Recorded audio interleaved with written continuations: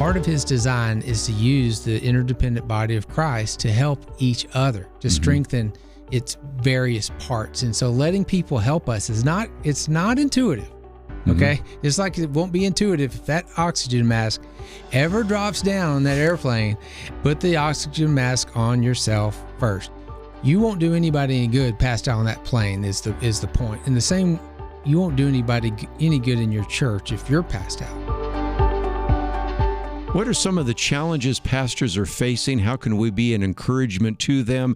In some respects, it relates to this little booklet we produced a while back on emotional health, and that's important for all of us, but especially for those that are providing spiritual care to us. And so we are privileged to have in studio with us Dr. Mark Dance. He is the Director of Pastoral Wellness at Guidestone. Matter of fact, we have a link to guidestone.org. There's a ministerial resource center. Oftentimes you think of them as providing economic resources, and they do, but also we're going to be talking about some of those emotional and spiritual resources. He has been a senior pastor for 28 years in a number of different churches. As after leaving the pastorate, joined Lifeway Christian Resources and is also the co-founder of Care for Pastors. So, Dr. Mark Dance, thank you for being in studio with us today. Thank you for inviting me. I appreciate it. Talk about maybe what pastors are facing right now, because that's what you are doing to reach out to primarily people in the Southern Baptist Convention, but anywhere around the country. And we oftentimes want to encourage pastors, but many times don't even know what to say to them, and recognize that more people are leaving the pastorate than actually seem to be coming into the pastorate. So we've got a problem, don't we? We do. Yeah, we want them to finish the race that God set before them. And so God's happy to help with that as much as we can. And so you're right, Kerby. For over 100 years, they've advocated for physical and financial health, and still do. That's still our primary calling, and we want to help them prepare for a strong finish. Yet we're also trying to be as comprehensive as our great commandments, right? Yes. Love the Lord with all our heart, soul, mind, and strength. That pretty much covers everything. And as far as your question, what are pastors dealing with? The same things they've always dealt with. Honestly, the same things that everyone who's listening to this deals with. We're all trying to grow if we're married, grow in our marriage, right? We're all trying to take care of our bodies and our minds, and spiritually we want to grow, just like everybody else. But probably the most unique thing to my tribe, since I pastored churches for, as you said, for 27 years, and then plus a couple of interims, is that I think we're the only profession on the planet that requires that we succeed both at work and at home.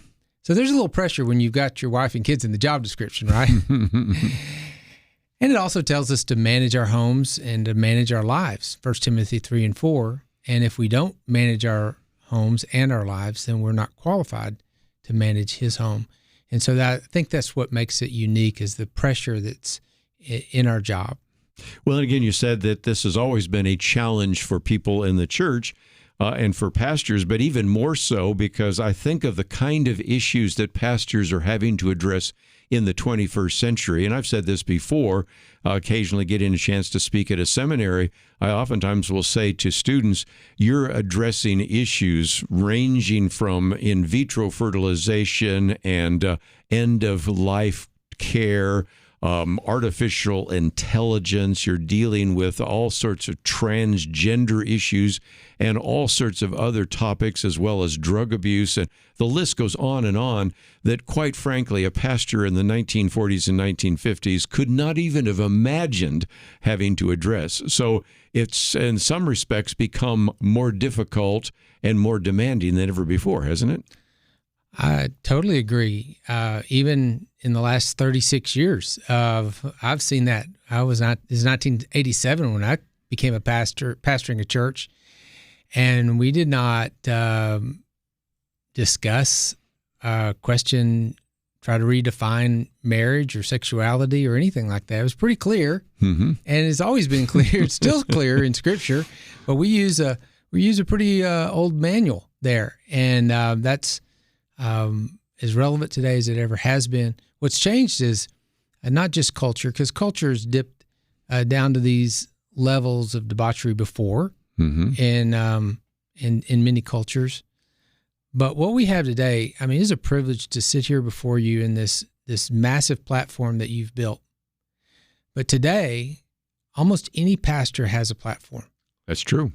And so when they say something stupid or they do something stupid, everyone knows it. I mean, it spreads like wildfire. Or if someone wants to challenge them, if they have a social media sniper take aim at them, this isn't just someone who started a rumor at church. This is someone who's talking in front of all their friends and family. Mm-hmm. And so the pressure, again, it goes up because we've never been this accessible and never been this vulnerable in the history, I think, of Christianity. Well, and again, like you said, even while you're preaching, sometimes they'll go and do a Google search, see if what you said is true. Yes. And then, of course, the pace is picked up because in the past, if you had a problem, you would call the church, and the church might not even have a secretary answering all the time. But boy, if I've got your email or if I got your cell phone, I can get you 24/7. And that's, again, the impact is not only just having on your church, but having on your family. And that is the case. So for just a minute, I thought it might be worthwhile for you to share your own story because there have been some people covering that story, and I'd love to have our listeners understand that you're a fellow traveler. You've been down this road before, haven't you? Absolutely, absolutely. When about 15 years ago, in a church I was serving in Arkansas, Conway, Arkansas, I was there for 14 years.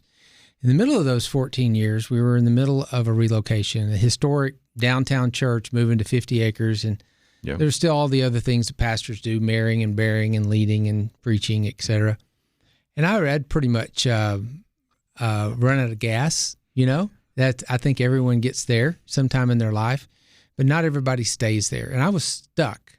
Like, I couldn't shake it off. I couldn't vacation it off. I couldn't sleep it off. And so I did something very radical. I knew there was something different. There were no moral meltdowns or train wrecks, but I knew I was different. I was avoiding conversations. I was avoiding people. I wasn't sleeping well, wasn't eating well.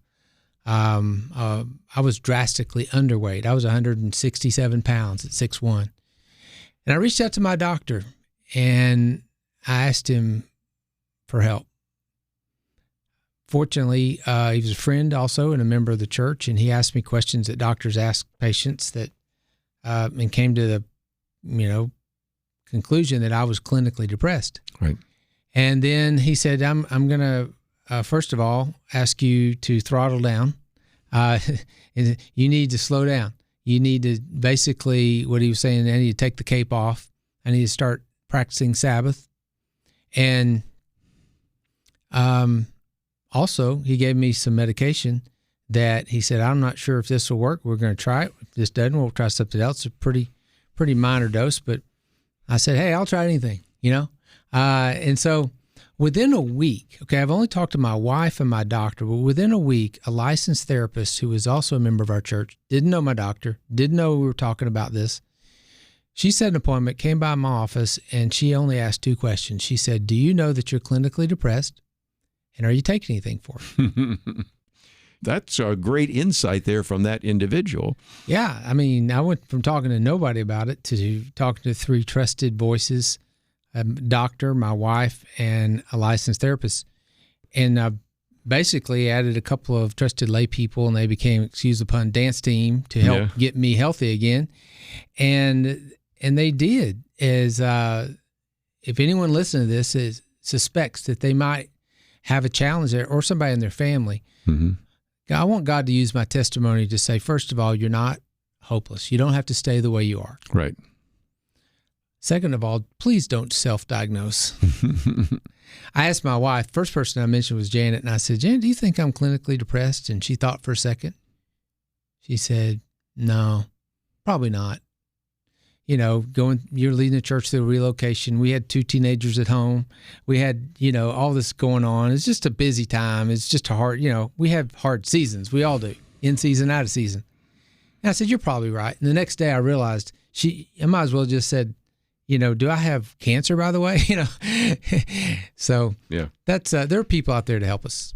Well, and again, that's kind of what you're doing now with pastoral wellness, is that when we think of Guidestone, we think of providing for widows and individuals that don't have the financial resources. We've had O.S. Hawkins, former president of Guidestone, here, and all the money from the code books goes towards that. And you have done such an outstanding job of not neglecting those who have served in the body of Christ who now find themselves in retirement.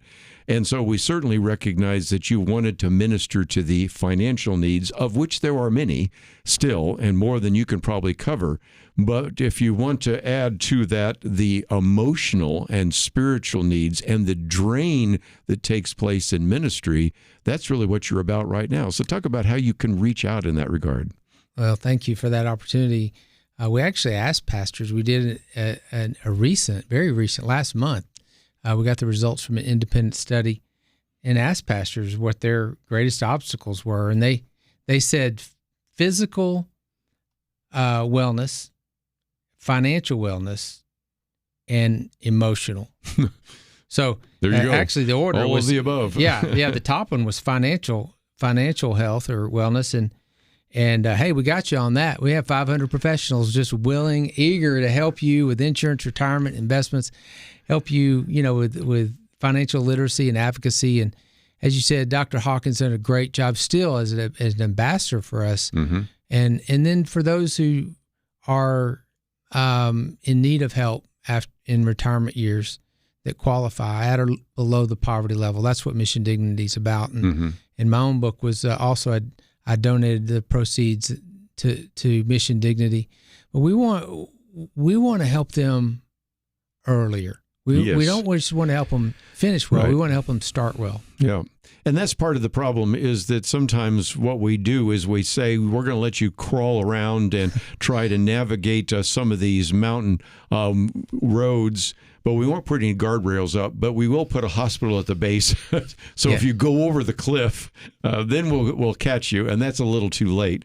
Let me just mention one article that we did post, and we're not going to get into it, but it's part of the Global Mind Project, Mental Well-Being, Religion, and the Love You Give. And part of that was, I think, very striking, and that is, first of all, the need for us to show love. And also, I thought it was kind of interesting for my atheist friends. They need to read this because they show that the real people that are isolated these days are the atheists. They don't have any friends. They don't have any neighbors. They don't have an accountability group. They don't have people that are encouraging. And it seems to me that that should be what the church is. But sometimes, let's come back to pastors, the pastor says, I can do it on my own. And sometimes you teach, and I think we should never teach this in seminary, you got to be careful. If you're going to be a pastor, don't play favorites. So sometimes the pastor stands up in front of the congregation, but doesn't have a close friend. Yes. And that, I think, is dangerous as well for pastors, isn't it? Absolutely. It's one of the biggest landmines to emotional health is isolation. It's a challenge that, first of all, when I became a pastor in the late 80s, I was told, don't make friends with church members. That was just the standard. That is the standard. I remember those days. Yes, yeah. And I was confused by it. Confused enough to look it up and couldn't find it anywhere in the Bible. And it's like, okay, this is a family, but you're to lead it, not be part of it. And it's even more confusing for a pastor's wife because it's hard enough to make friends, but if you make artificial obstacles out there to make it even harder, then pastors, they deal even with people all around them. They can be very isolated and very lonely. So thank you for calling that out. So again, if people actually take advantage of what you have there at Guidestone or maybe want to read your book, let's work our way through that because in your own experience, you seem like you're doing just fine. So how did you get out of that? We met you at the point of need. Now, what's the next step? Because if we want to help a pastor or maybe one of our listeners is in that situation right now because of whatever circumstance, how do we get out of those? And what resources are available? Yeah, so there are more than ever. That's one of the great things about all of the access that we have to resources online. There are some challenges online. There's some benefits, right? Yes. Is that, for example, at Guidestone, we have a dedicated page. It has several resources, including my short video, my testimony, but it's just guidestone.org/mental health. and also has some of the networks out there. There are many to choose from that have Christian counseling options. And, but at the end of the day, you're going to have to do some homework to find out if they're faith aligned or not, because some are and some aren't, and some are kind of in the middle, right? But there are also people who will help you if you're honest with them about not only mental health, but physical health and spiritual health. We all know this, but there's nobody who's completely. We're not talking about perfectionism, are we? We're talking about that's not possible. And so, if there's a pastor listening, I want you to hear this: that you're not called to be proficient in other people's professions. That you don't have to be an expert in finances. You don't have to be an expert in physical health or mental health or anything. The only thing really standing between you and help is your pride, which can be big, you know. And maybe not even pride, but just the concern of how that would affect the rest of the congregation or something like that. Well, that's right. Yeah, the testimony it might have to the church when people know that the pastor's getting counseling. Well, I was afraid to tell my church, to be honest with you. I wasn't afraid of getting fired. I was afraid of getting pitied because according to Scripture, everyone with a Y chromosome, that's our number one need is respect. Yeah, I was afraid that there'd be little old ladies would pat me on the hand and ask me every week, "Are you okay?" And I didn't want that. Yeah. But the fact is, the exact opposite happened. A level of intimacy for the next several years as we finished the relocation. We really got healthy again as a church, and I got healthier as a person. An intimacy happened there that came with vulnerability. And if someone's afraid of asking for help, I can see that. There's some embarrassment. There might even be some risk, but I think it's worth it. Don't you? I do. Let me again encourage you to check out a few places to go. First of all, guidestone.org/mental health. Just a minute, Mark, I want to have you talk about what is available there. If you are looking for a book, it came out a little less than a year ago, Start to Finish, The Pastor's Guide to Leading a Resilient Life and Ministry. And it is a resource that is available that actually probably will get you into some of this. As a matter of fact, one of the things that is endorsing it is Shane Pruitt, in which he says, "I can't think of a more relevant topic for today than helping leaders have a healthy life and ministry." Of course, we've had Shane Pruitt on the program so many times before, and the book came out with B&H Books, and it's about 192 pages and very readable. So let me encourage you to get that information as well. But let's get to the website, guidestone.org/mental health. First of all, people can watch the video, which is about 3 minutes long, pretty easy. But you have a whole section on what to do when depression and ministry overlap. You say 22% of pastors are at risk for burnout or depression. Almost a quarter of pastors in the country. And this is something is to illustrate why we have you in today to talk about it. So give us some background on how crucial this is and what resources are available so that we can minister to pastors in our congregation. Yeah, so we're not mental health professionals at Guidestone. We're financial professionals, but in an attempt to encourage pastors into comprehensive health as opposed to compartmentalizing it, right? Yes. The Bible's very comprehensive in all of those, but again, using the resources in your community. Because of COVID, there's some COVID lemonade that came out of that terrible pandemic, but one of those is online therapy. Online counseling is more available, more prevalent than ever, taking away some of the difficulty. Or at least one of the excuses for not getting help. Yes. So that's the stigma and everything else. Yeah. Yeah. Exactly. Sure. Especially for public figures like pastors.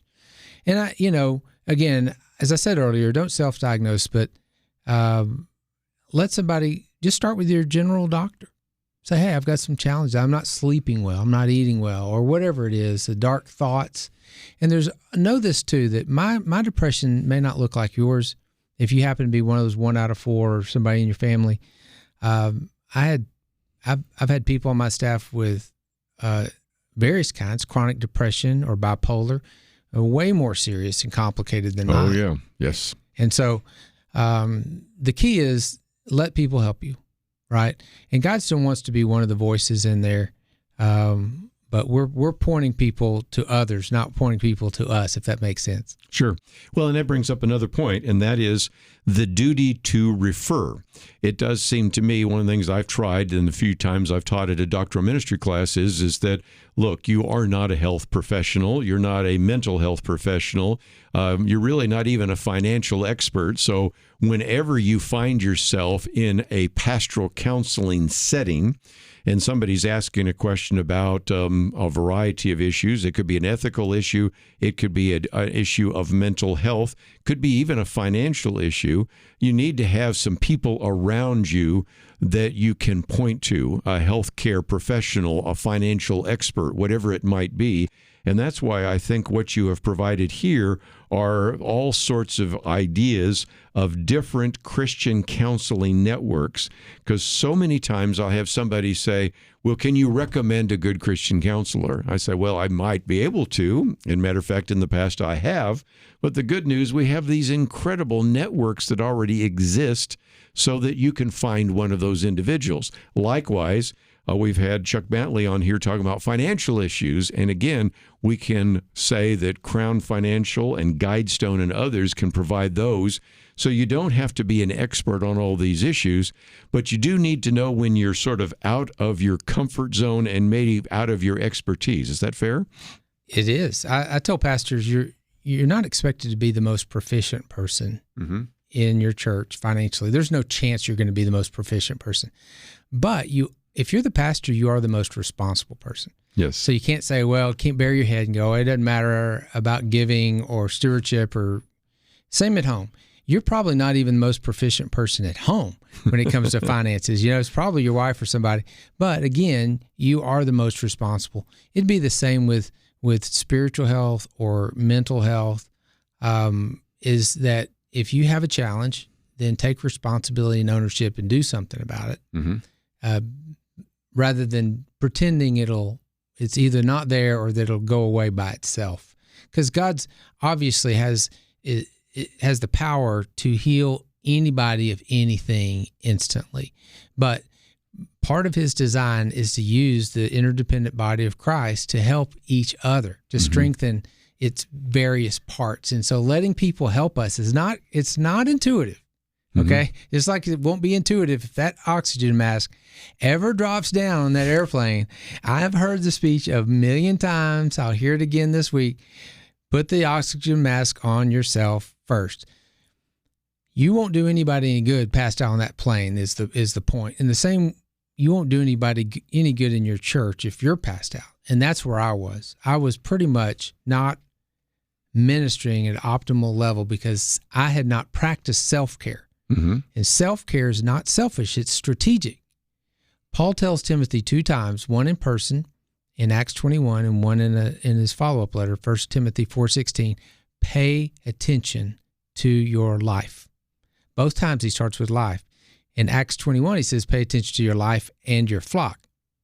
And in 1 Timothy 4, he says, pay attention to your life and your teaching.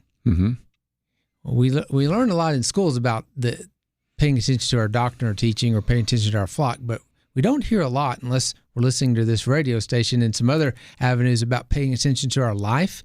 And that's the soul care, self-care that we are trying to encourage at Guidestone, because we care about how they start and how they finish, and we want to help cheer them on in practical ways.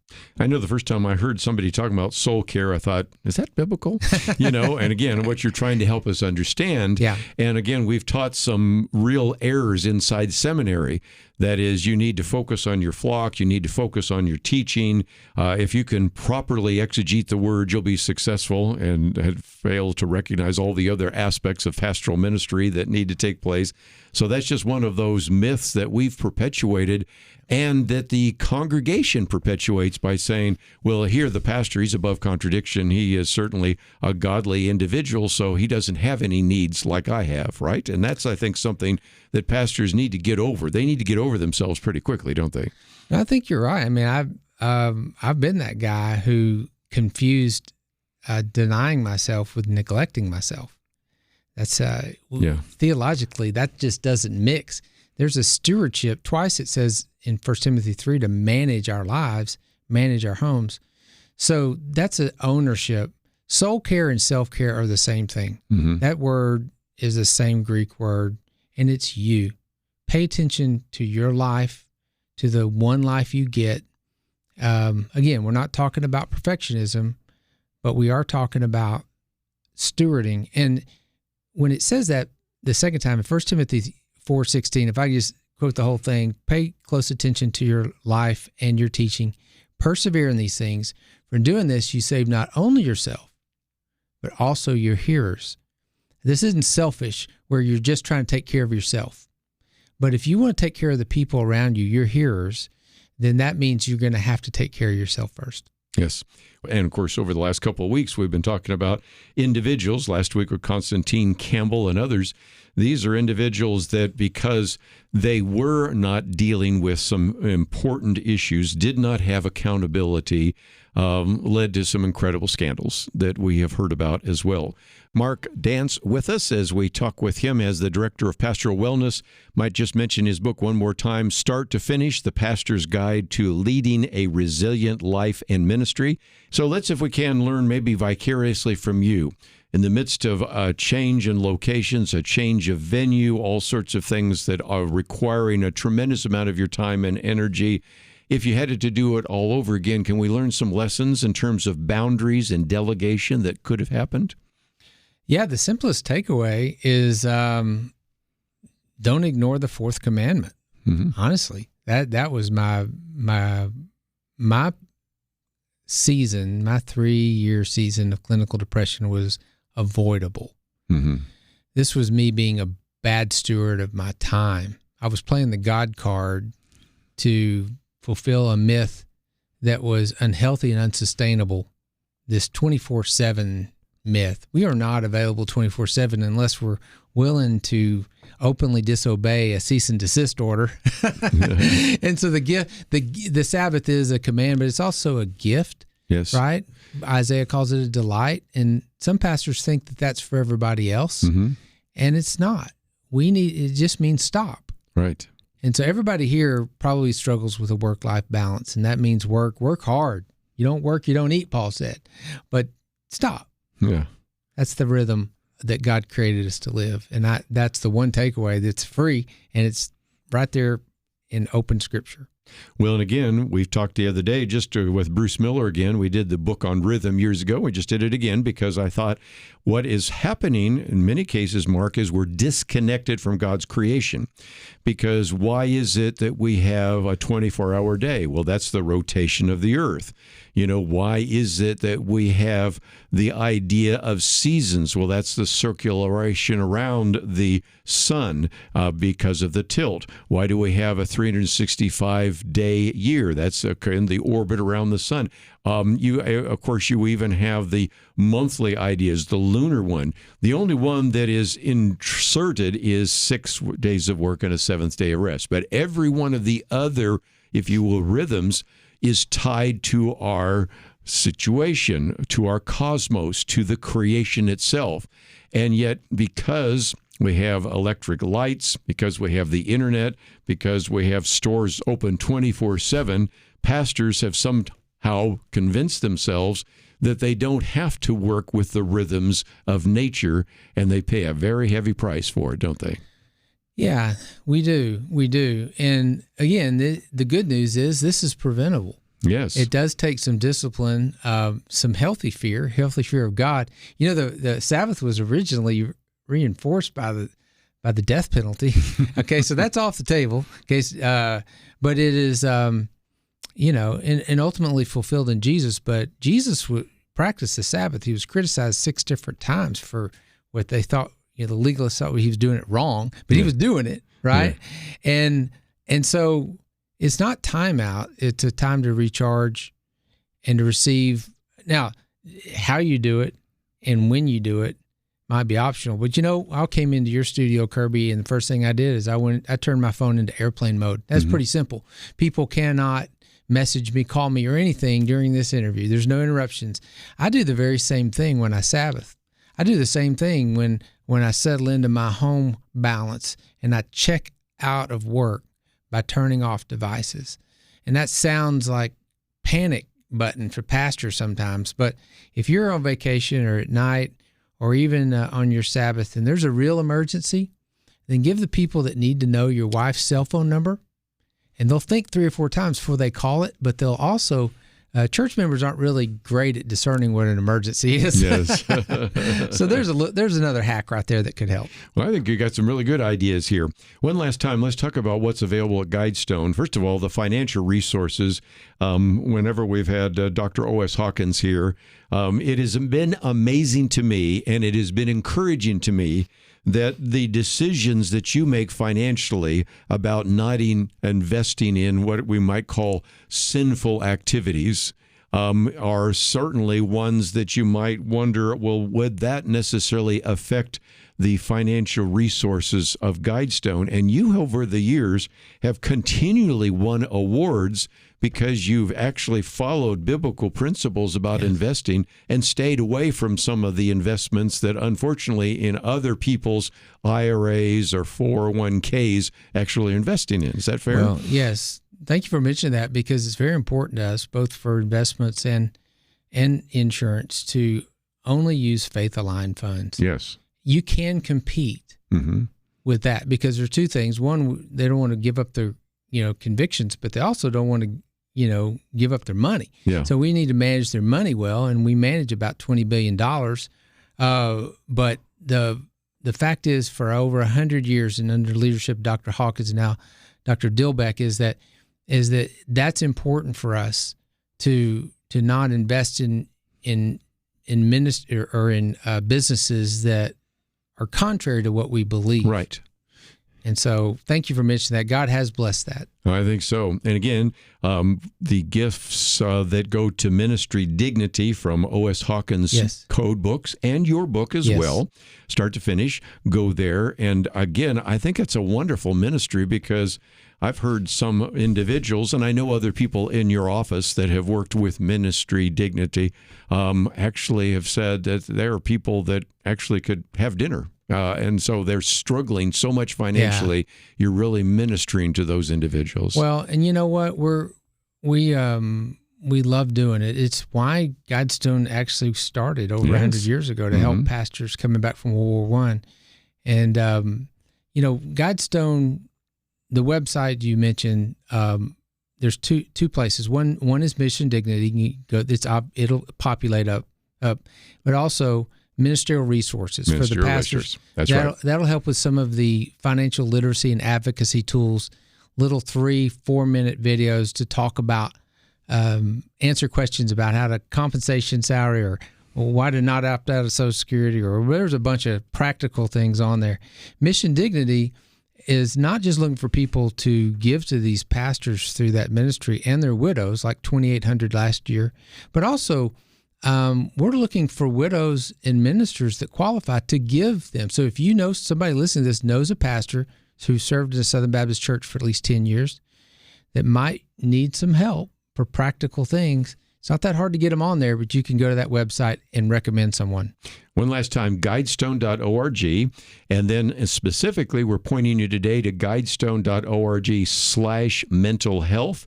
And again, if you go there, you can watch this 3-minute video of Mark actually sharing his own testimony. And of course, if you'd like to contact him or find out more about Guidestone, it's all available at the website at pointofview.net. Mark, thanks for coming in studio today. I enjoyed myself. Thank you for inviting me. First time I had a chance to meet you, and I think what you're doing is outstanding. So again, check out the links in the description of this episode or go to our website, pointofview.net. If you like this episode, follow us, tell a friend, and rate us so that we can continue bringing you the best highlights from Point of View. We'll see you next time right here on Point of View Highlights.